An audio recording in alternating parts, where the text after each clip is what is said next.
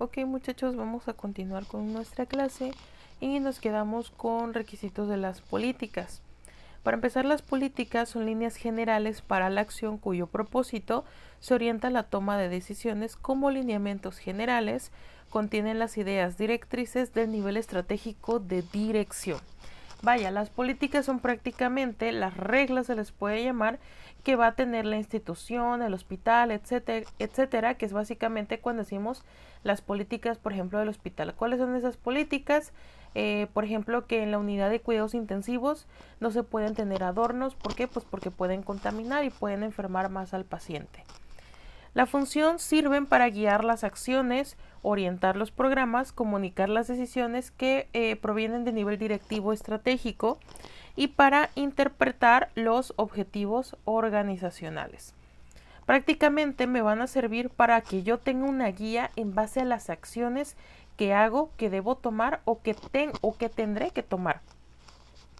Los requisitos de las políticas es una redacción clara y orientación positiva, ser alcanzables porque pues prácticamente las políticas tampoco te pueden exigir de, pues por ejemplo, que no haya ni un gramito, vaya, ni siquiera ni una microscópica parte de polvo, porque pues prácticamente, aunque uno no quiera, siempre va a haber, aunque sea un poquito de polvo, ¿sale?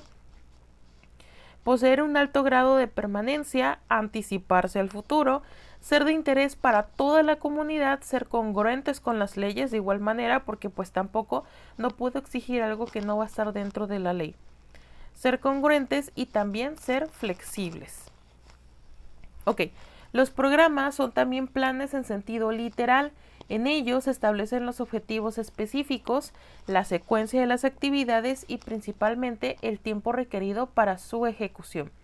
Vaya, los programas son prácticamente programa de integración a madres capacitadas, programa para capacitación de los pasantes de enfermería, etcétera. Función son alternativas de solución que deciden la secuencia en las actividades, la utilización de los recursos y forma de alcanzar los objetivos de la organización en un tiempo determinado. La función va a ser prácticamente, o sea, de los programas, ¿a qué me van a servir? ¿Cuál va a ser su función principal? Por ejemplo, un programa de estudios inclusive, o un programa, por ejemplo, para pues conocer los métodos anticonceptivos más actuales. La clasificación tenemos los programas generales, los programas específicos, a largo y a corto plazo. Los aspectos de un programa pues son los datos generales de qué se va a tratar, una introducción, una justificación, por qué estoy haciendo este programa, para qué me va a servir, con qué fin lo estoy haciendo. Objetivos, cuál va a ser el objetivo o para qué quiero hacer este programa, qué voy a ganar si lo hago. Organización, un presupuesto principalmente, por ejemplo, si el programa es de atención a la mujer durante el embarazo, ¿cuál va a ser el presupuesto que voy a requerir? Actividades, qué es lo que se va a realizar en este programa y una evaluación. Ok, la etapa de organización, la organización establece jerarquías, funciones, relaciones, coordinación, difusión del trabajo y formas de operar. El proceso de determinar las actividades y puestos necesarios de una empresa, departamento o grupo y distribuirlos de un acuerdo con las mejores relaciones funcionales, definiendo claramente la autoridad, responsabilidad y deberes de cada uno, asignarlos a individuos de forma que el esfuerzo disponible pueda ser aplicado y coordinado de una manera sistemática y efectiva. Bien, la organización, ¿para qué me va a servir? Vaya, una etapa de organización y la administración. Si yo no tengo organización, prácticamente no voy a poder tener nada. ¿Por qué? Porque en base a la organización yo puedo tener jerarquías en el trabajo. O sea, por ejemplo, los auxiliares, los técnicos, los licenciados, los especialistas, los subespecialistas, los directivos, pasando a los médicos, los estudiantes, los pasantes, los internos, los pasantes, los residentes, los adscritos, los médicos especialistas, los subespecialistas, la dirección, subdirección, etcétera, etcétera, etcétera. Ok, elementos de una organización formal tenemos la división del trabajo, definir uniones y actividades. ¿Cómo voy a dividir el trabajo? Por áreas, por ejemplo. Establecer jerarquías, que es, por ejemplo, el empleado, el auxiliar, el jefe de área, el jefe de piso, jefa de enfermeras, jefa de área, etc. Determinar el sistema de organización, establecer los sistemas de comunicación y determinar las normas y los reglamentos que se van a llevar a cabo. Manifestaciones de una organización formal deficiente, funciones mal distribuidas, que por ejemplo yo tengo a la quirúrgica en urgencias. Claro que me va a sacar la chamba, ¿por qué? Porque también estudió enfermería, pero ella ya tiene la especialidad de instrumentista. ¿Qué quiere decir? Que se sabe todas las pinzas habidas y por haber.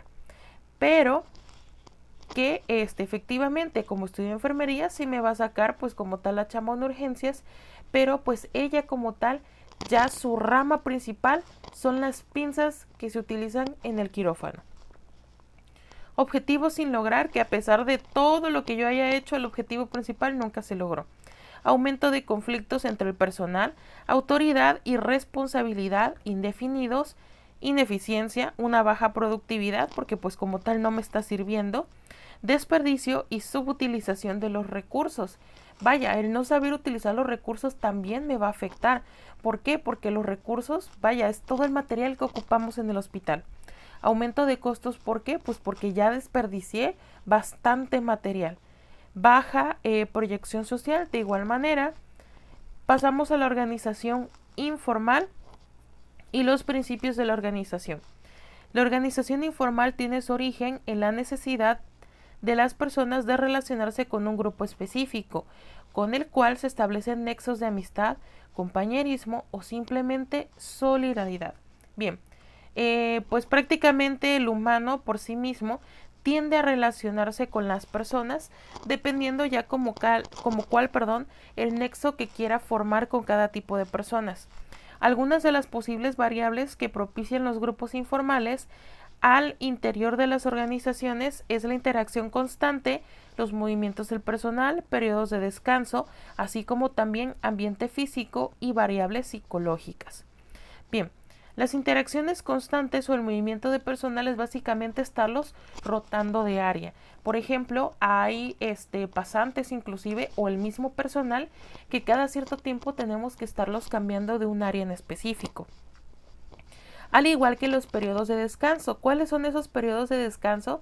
Pues prácticamente los días de descanso. Por ejemplo, si laboro 5 días, pues mis 2 días de descanso, ¿cuáles van a ser y de qué horario a qué horario? Por ejemplo, hay personas que trabajan de lunes a viernes y sus días de descanso son sábado y domingo. O por ejemplo, personas que pueden trabajar de martes a sábado, de miércoles a domingo, de jueves a lunes, etc. Los principios de la organización, que tiene que ser unidad de dirección, con eficiencia, un tramo de control, de la jerarquía, de la delegación, de la responsabilidad absoluta, de la igualdad de autoridad y responsabilidad, del nivel de autoridad, de la división del trabajo, del equilibrio, de la flexibilidad y del liderazgo. Básicamente, para que yo tenga una organización prácticamente formal o informal, yo tengo que verla principalmente en base a dirección. Ok, dentro de las herramientas tengo los organigramas. Para empezar, un organigrama es la representación gráfica de la estructura de organización interna, o sea, de todo el personal que está trabajando. También se le conoce como cartas gráficas o cuadros de organización. ¿Y para qué me van a servir? Sirven prácticamente para establecer los niveles jerárquicos con sus correspondientes líneas de autoridad y responsabilidad. Delimitar funciones, relaciones y coordinación entre los diversos puestos. Básicamente, ¿a qué me va a servir? Para ver qué trabajo puede hacer la auxiliar, qué trabajo puede hacer la técnica, qué trabajo puede hacer la licenciada, qué trabajo puede hacer la especialista, qué trabajos puede hacer el pasante, qué trabajos puede hacer el estudiante, etc. La importancia representa la estructura de organización ofreciendo en forma sintetizada, un panorama general del funcionamiento interno. Vaya, ¿por qué es importante? Porque en base a un organigrama yo puedo ver cuáles van a ser las funciones que voy a desempeñar y cuáles también van a ser las funciones que va a desempeñar cada personal de mi trabajo. Los niveles de un organigrama tenemos el estratégico, el directivo y el operativo. Ok, el estratégico pues es básicamente la dirección, o se hace, por ejemplo, el gerente, el director del hospital o el subdirector. El directivo intermedio, que son por ejemplo los jefes de enfermeras o los jefes de enseñanza, que son los que le van a pasar todos los problemas, todas las quejas o todas las actividades que se han hecho al jefe. Y el operativo, que son prácticamente los que van a estar activos, que es prácticamente el personal y los subjefes. Los requisitos de un organigrama es el diseño principalmente, son presupuestos de responsabilidad, no mezclar funciones o departamentos. Por ejemplo, si yo ya tengo a mi personal de urgencias, yo no tengo por qué mezclar personal de urgencias con personal, por ejemplo, de la UCI, que es de la unidad de cuidados intensivos. Sí, también tienen que sacar la chamba, pero si yo ya los tengo distribuidos, no tengo por qué mezclarlos. La claridad de niveles de organización estratégico, intermedio y operativo, que es prácticamente cómo voy a clasificar a mi personal. Los tipos de organigramas que tengo es el lineal, el funcional, composición de staff, horizontal, escalar, circular y matricial, que vamos a ver cada uno de ellos. El lineal es prácticamente, como lo pueden apreciar, en donde yo puedo ver quiénes son los subjefes, por ejemplo, del turno matutino, vespertino y el turno nocturno, y sobre de ellos, pues como tal, está la jefa de enfermeras. En el organigrama funcional es prácticamente la función que va a desempeñar cada personal en su puesto. Tenemos el de posición de staff, que es como tal que tenemos una jefatura. Después viene los jefes de enseñanza. Los jefes de enseñanza, ¿de quiénes se van a encargar? De los estudiantes cuando van a hacer prácticas, de los pasantes y del personal de enfermería. De manera horizontal tenemos la jefa de enfermeras, de ahí pasamos a los subjefes, que tenemos ahí los jefes de piso, por ejemplo, del turno de la mañana, del turno de la tarde y del turno de la noche.